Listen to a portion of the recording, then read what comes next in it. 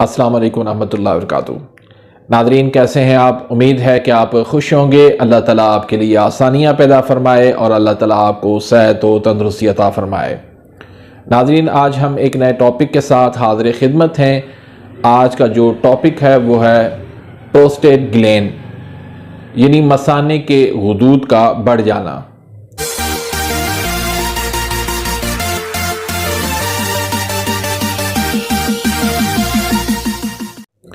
इस दौर का ये एक बहुत बड़ा मसला है। मेडिकल के अंदर, जदीद तिब के अंदर, एलोपैथी के अंदर सिवाय सर्जरी के इसका कोई इलाज नहीं है, और वो सर्जरी भी इसमें नाकाम है कि जब एक मर्तबा सर्जरी हो जाती है फिर दोबारा वही ग्लैंड जो है वो बढ़ जाते हैं। क्योंकि असल जो बीमारी होती है, असल जो वजह होती है, असल जो काज होता है, उसका इलाज नहीं किया जाता। तो आप जानते हैं कि हम असल काज को पकड़ते हैं, असल सबब को देखते हैं, उसका हम जब इलाज करते हैं तो अल्लाह के फजल करम से उसी के साथ ही सारे सिम्टम्स जो उसके साथ होते हैं वो भी ख़त्म हो जाते हैं। तो असल जो काज है इस बीमारी का वो है गर्मी खुश्की। जब गर्मी खुश्की बढ़ जाती है जिस्म के अंदर, जब जिगर तेज हो जाता है तो लाजमी बात है कि दिमाग और आसाब के अंदर तस्कीन हो जाती है, क्योंकि ब्लड की सर्कुलेशन जो है वो सारी जिगर की तरफ हो जाती है। दिमाग की तरफ जो है वो खून कम पहुंच रहा होता है, जिसकी वजह से दिमाग के अंदर तस्कीन हो जाती है। तो उसका हल जो है वो यही है कि दिमाग जहाँ पर तस्कीन है, जहाँ पर कमज़ोरी है, उसको तेज़ कर दिया जाए, उसके अंदर रतूबात को बढ़ा दिया जाए, तो हम आसानी से उसका इलाज कर सकते हैं। और इतना बड़ा मसला नहीं है जितना इसको बना दिया गया है, इसको ला इलाज बना दिया गया है। बाज़ तो इसको जो है वो कैंसर का भी नाम दे देते हैं, लेकिन ऐसा मसला नहीं है। इसको आपने इलाज करना है, इंशाल्लाह चंद दिनों के अंदर ही मरीज़ जो है वो सेहतयाब हो जाता है अल्हम्दुलिल्लाह।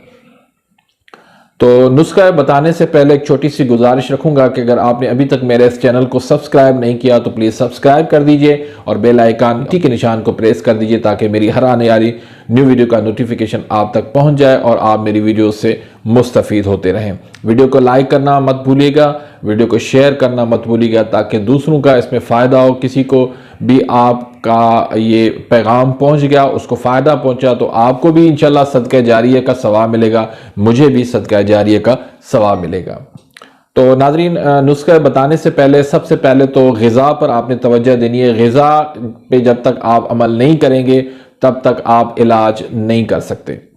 तो ग़िज़ा के लिए आपने सारी खुश्क चीज़ें और सारी गर्म चीज़ें वो आपने सारी बंद कर देनी है, जिसमें हरी मिर्च, लाल मिर्च, नमक और गोश्त हर किस्म का और तली हुई चीज़ें सारी आपने बंद करनी है, और वो चीज़ें इस्तेमाल करनी है जो सर्द भी हैं और रतूबात बढ़ाती हैं, यानी आसाबी ग़िज़ाएँ जो है वो आपने इस्तेमाल करवानी है, जिसके अंदर सबसे सरे फहरिस्त जो है वो दूध है, दलिया है, कस्टर्ड है, गाजर का हलवा है, पेठे का हलवा है, और सागूदाने की खीर है, केला है, अमरूद है, तरबूज है, खरबूजा है, और इसी तरह कस्टर्ड है, सिवियाँ हैं, अर्क बजूरी है।